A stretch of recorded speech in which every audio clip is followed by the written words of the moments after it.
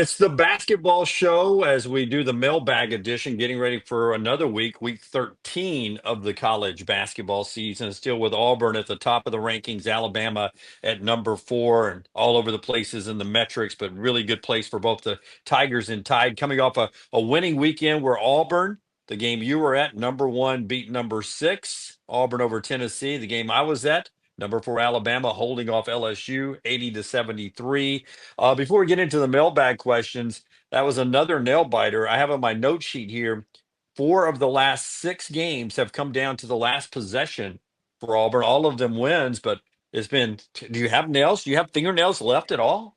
Are you biting them off? Yes, I'm not biting them off yet, but it has been very. I look at my heart rate on my watch, or sometimes I'll get a notification saying this is entering unhealthy territory.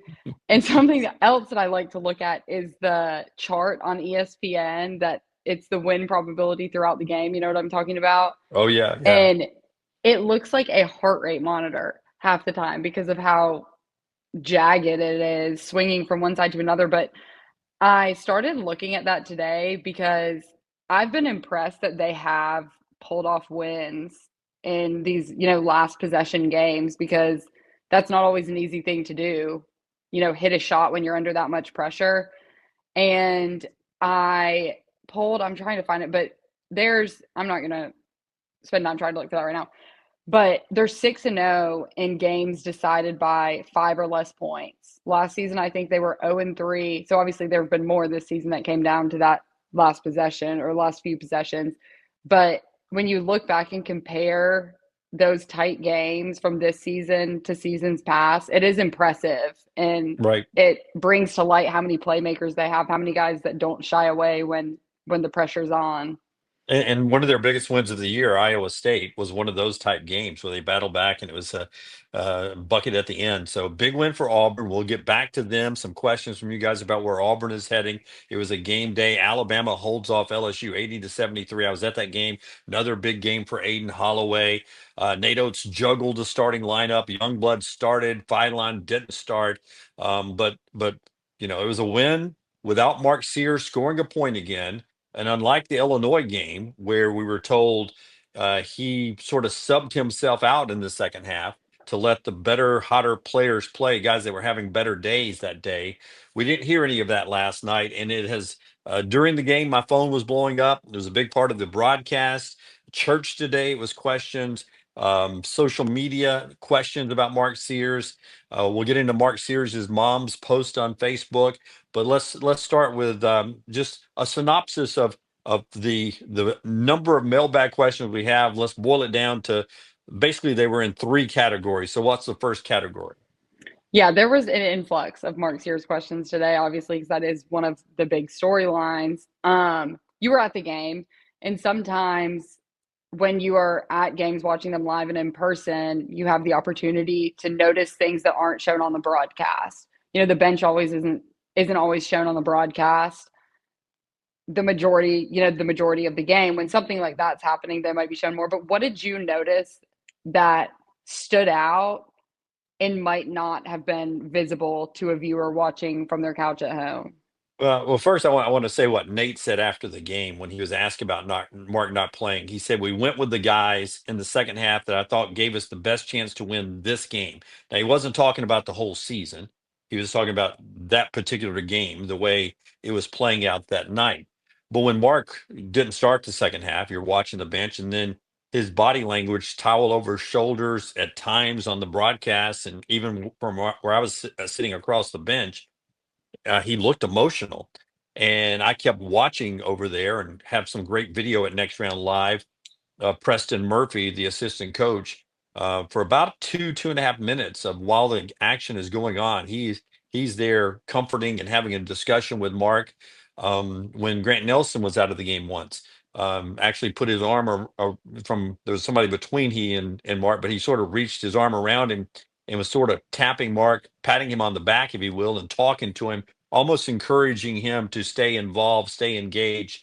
And Aiden Holloway did the same thing one time. He came down, sat right next to Mark. those two have a great working relationship since Aiden got on campus, and I could see him encouraging Mark as well. Mark stayed engaged in the game, but you could tell he was emotional. Didn't play in the second half. And Nate Oates talked about, and he's been talking about this, demanding that people step up, the leaders, the starters. He's called out the starters of this team to step up, which I think is why you saw Youngblood start instead of Phylon. So Mark didn't start the second half.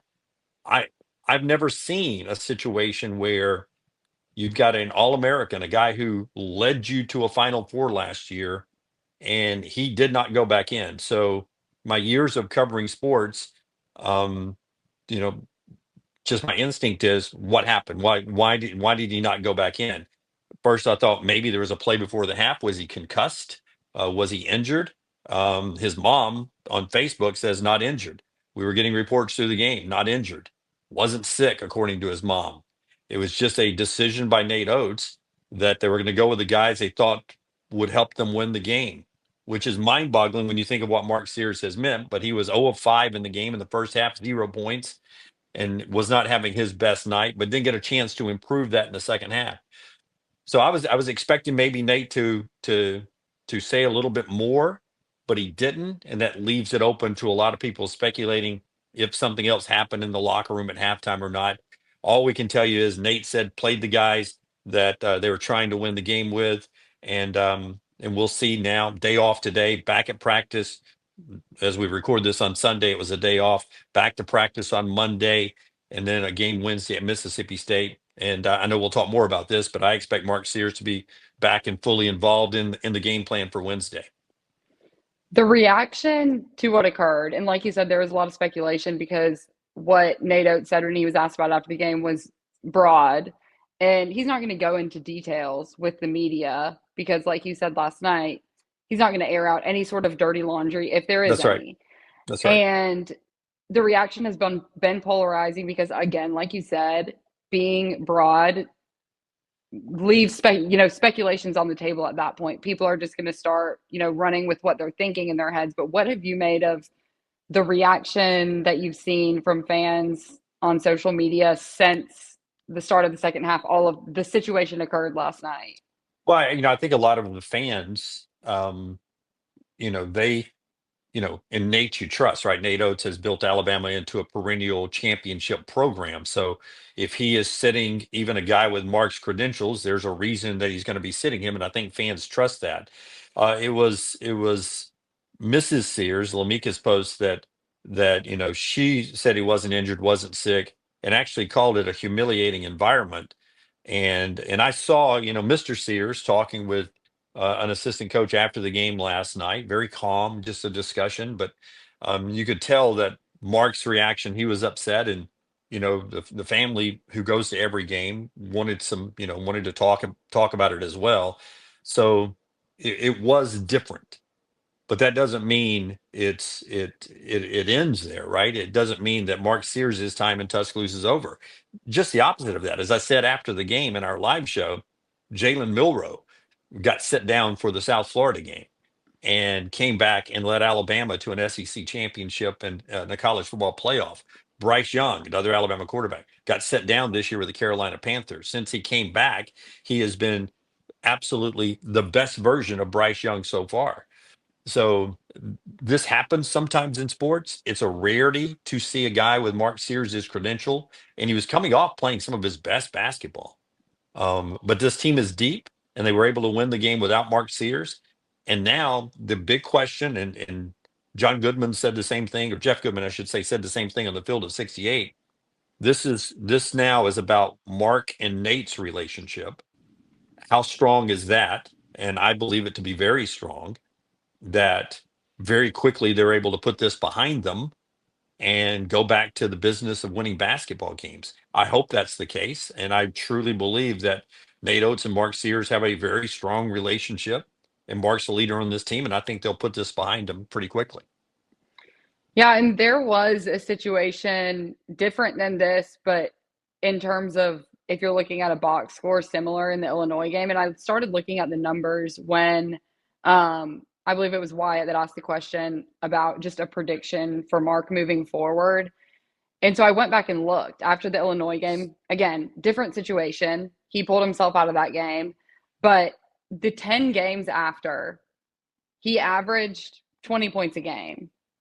So he got his mind right. And from what I have seen, Mark Sears, I mean, this is his third season at Tuscaloosa. So we've both seen him play, a good bit of basketball in the state of Stud. Alabama. He's a And stud. Yes. in my opinion, he seems like a very mature player. It doesn't I feel like I don't see him getting super high, super low, anything like that in terms of, like emotionally. And so I mean, I expect to see something similar to what we saw. I know it's a different situation, but similar to what we saw after the Illinois game because he's a competitor. These guys are competitors, and at the end of the day, they want to win basketball games. I will tell you, and you nailed it. Mark Sears is team first guy because of what he did at the Illinois game, and he is actually his assists are up this year. He's passing up drives to the basket where he would put shots up last year. He's driving to the basket, taking the contact, and either getting foul or dishing it out to other guys to make shots. That is the ultimate we guy, not me guy, and that's who Mark Sears is. I will say this point blank without Mark Sears, I don't think Alabama has a chance to make it to the Final Four.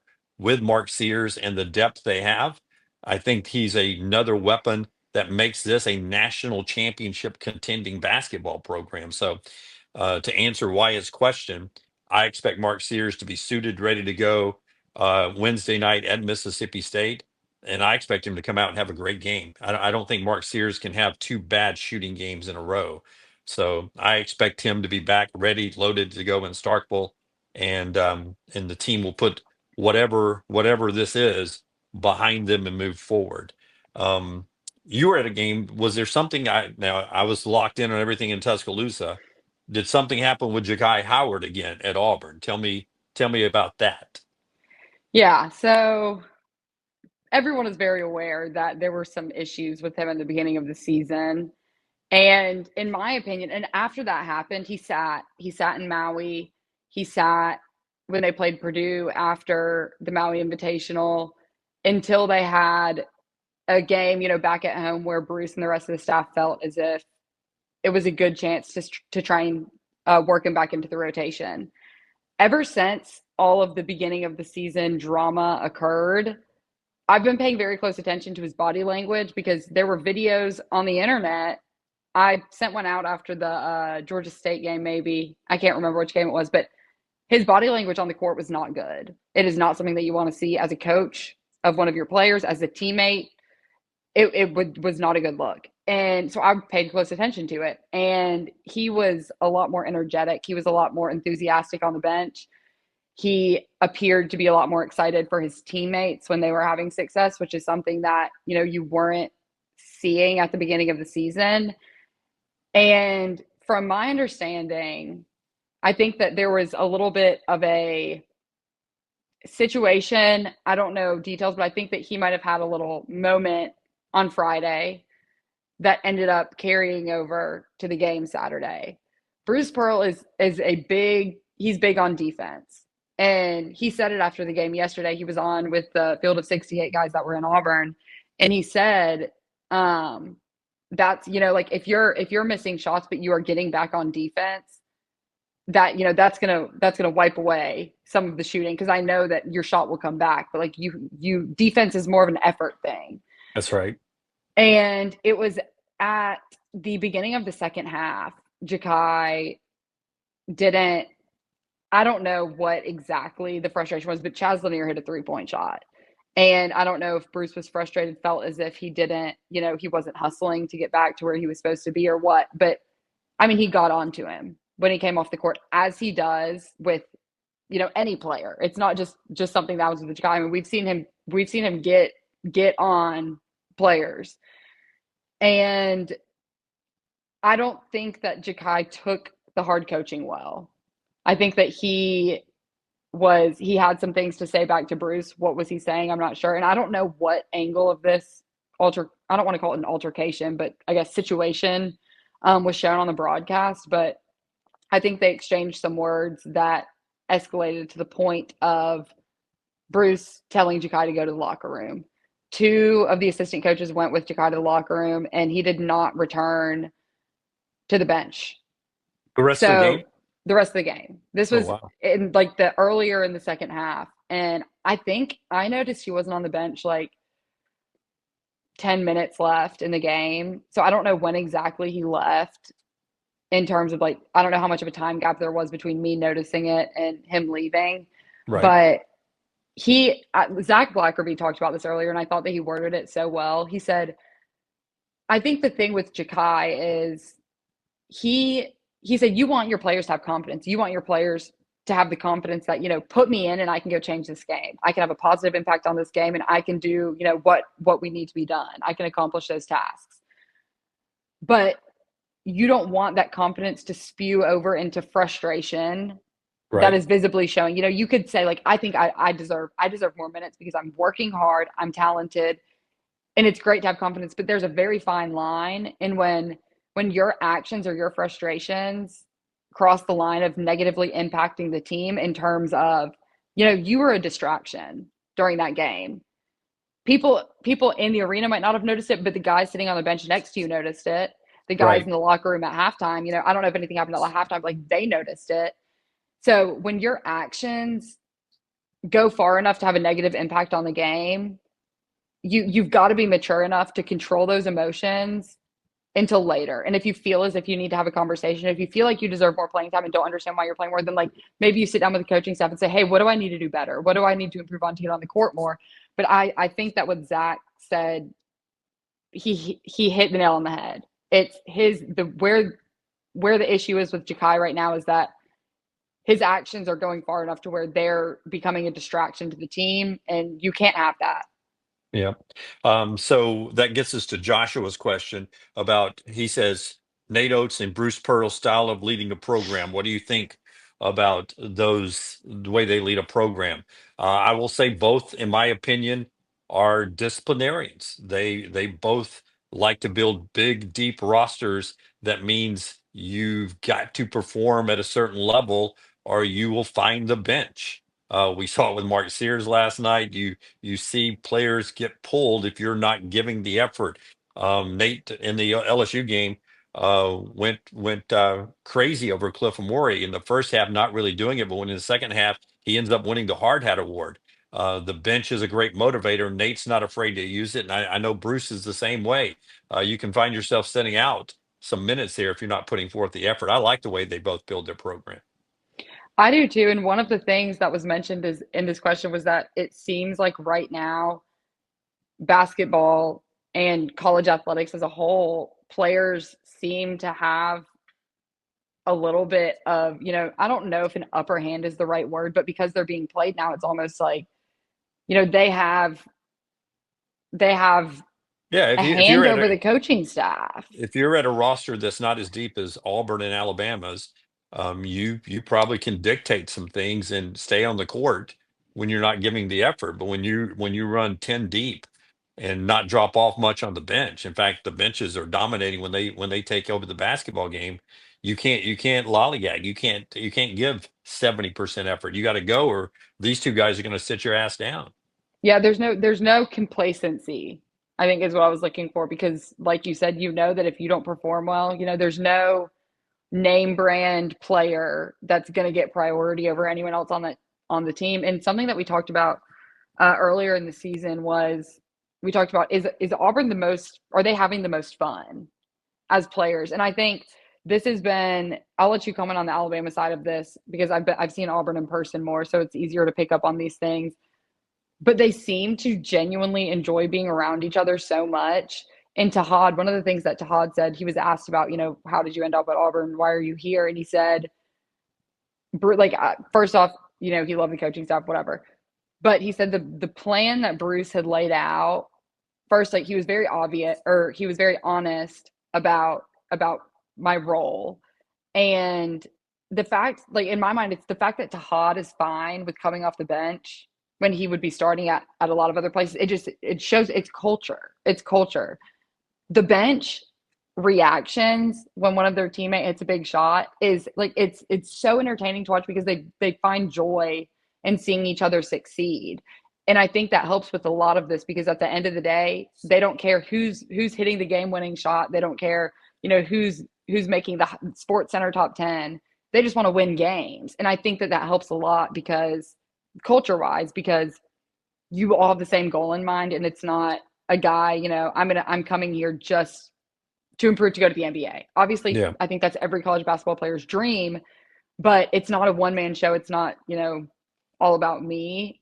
It's more of it's a team and it's culture and they know what's expected of them. Yeah, I would say the same thing about Alabama. Auburn's a lot more animated Yeah. They got some about their personalities.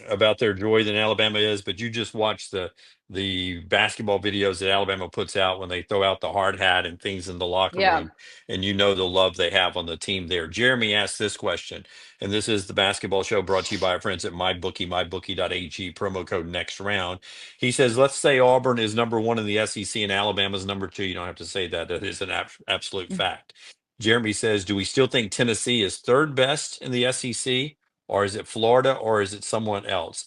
If I say I didn't think Tennessee was the third best team even before last night, it would sound like I'm being Jimmy Bammer and trying to downplay Auburn's win. But I did not think Tennessee was the third best team in the SEC even before Auburn beat them 53-51. I think the third best team in the SEC is the Florida Gators. I really do. When it's all said and done, I think Florida is a team that could also win a national championship like Auburn and Alabama. What do you think? Is there anybody else other than Tennessee you think right behind Alabama and Auburn? No, I mean, I think I agree with you. I think that I would put Florida. I think I would jump Florida over Tennessee. Tennessee they play such an ugly style of basketball. And I mean, Florida showed they showed some weakness and it was on the road. It was on the road, which that plays a role in any basketball game, especially conference games. We've seen how hard it's been for teams to win on the road in these environments. But I mean, if you look at it head to head, yes, it was not a neutral court, but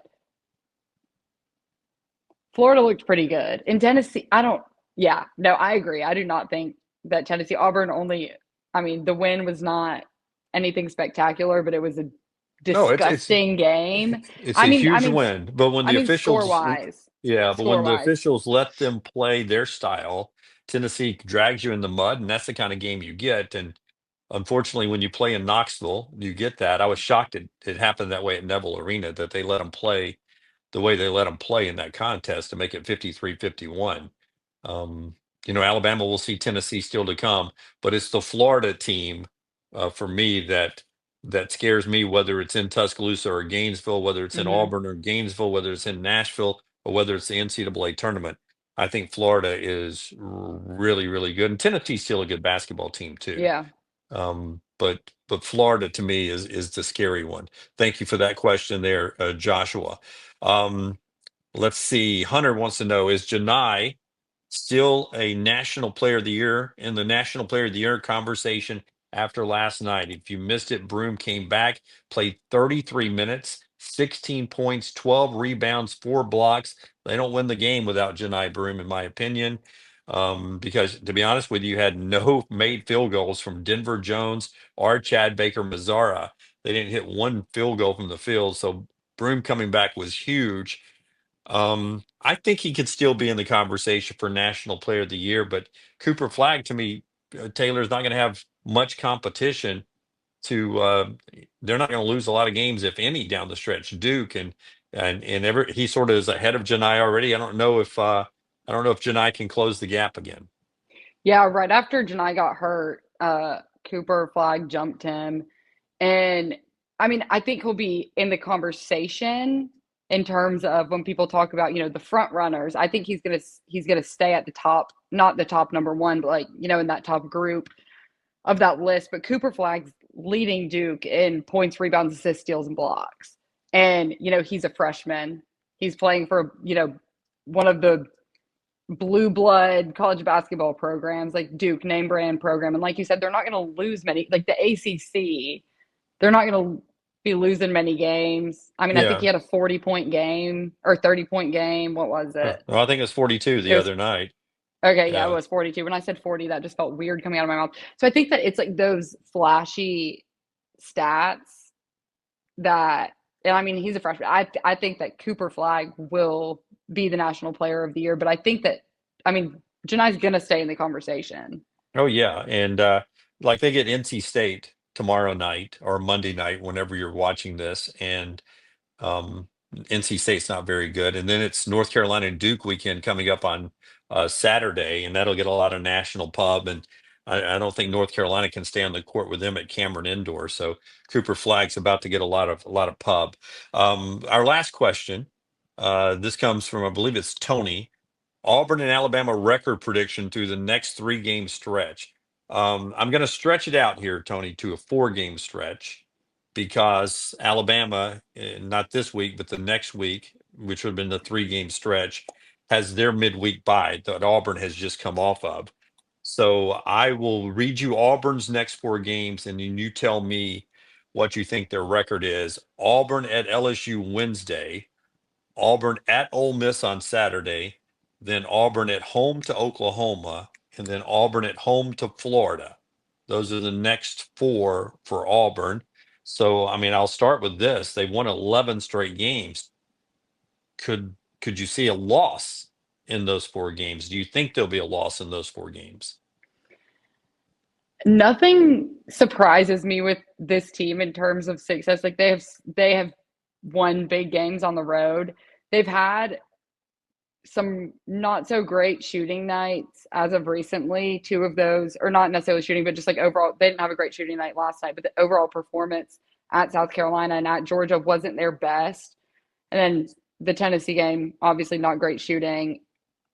The Ole Miss game makes me nervous. It's at Ole Miss. That's right. And I mean, Ole Miss is a good basketball team. Um, Desperate for the some wins now. They've lost 3 in a row, so they need some right, wins. Yeah, they need a big win. right. And then the Florida game makes me nervous. But then again, it's so hard, and this is gonna seem like such a cop out answer, but I really could see this team beating anyone. But I'm like, is it realistic for them to win 4 more? Like they're going to lose a game at some point, and it wouldn't surprise me if it was to Ole Miss or to Florida. I think that they'll beat LSU and Oklahoma. Those two Yeah. out of the four, the Ole Miss and Florida games, are the ones that concern me the most. The Florida game is at home, and I will be shocked if we see as bad of a shooting night as we saw on Saturday night again. Just because that, like that, if you look at the box score, it was unreal how bad it was. I don't think that there will be that many guys that aren't hitting shots again. But those two games are the ones that make me a little bit nervous. Those 2 are the same for me, and I would go Auburn at Ole Miss 1, a week from coming up next Saturday, and then the following Saturday, Florida at Auburn. Those would be the 2 that I would rank in that order. Ole Miss, just with their defense and it being on the road, that could be a sneaky game. And then Florida is just, as we were talking about, talented. So I Hmm. think they do lose one of those 2. And then there's Alabama. They've got 3 games over the next 2 weeks. Um, Wednesday night at Mississippi State, then home to Georgia, midweek bye, and then on the road at Arkansas. And I'll go first on this. I don't think Alabama loses a game in that stretch. Um, and if they do, I think it'll be Wednesday night against Mississippi State.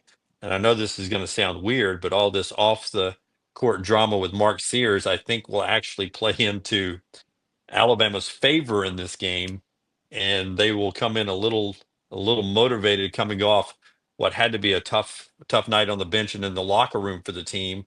And that's the one that scares me the most, Alabama at Mississippi State. But I think of those 2 weeks of games, I think Alabama's 3-0. What about you?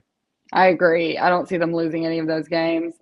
I I agree though that I think the Mississippi State game will be the one that causes them the most problems if there are problems caused. But I And think they can beat Georgia at home. The Georgia game's at home. Is that correct? that's right, at Coleman Okay. Coliseum, and then Yeah. the Arkansas game's on the road. And I mean, Cal's got some talent, but with no Boogie Fland, I just feel like that They're team a is mess. they are struggling. They just got beat by Oklahoma 65-62, and Mississippi State finally got that. They finally got off the schneid. They beat poor South Carolina 65-60 in overtime. And South Carolina is still looking for that Yeah. first win. All right, that's the basketball show.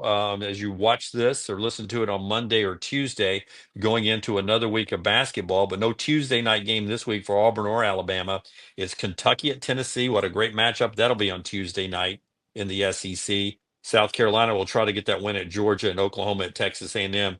And then on Wednesday, as we talked about, Auburn's in Baton Rouge, Alabama's in Starkville, and Texas comes to play Chris Beard and Ole Miss. He used to be the coach there. That's the Wednesday games, midweek games there in the SEC. All right, Taylor, enjoy your week. Enjoy your basketball. All right. I will. We'll see y'all Wednesday after the games. All right. Wednesday live after the game. See you guys.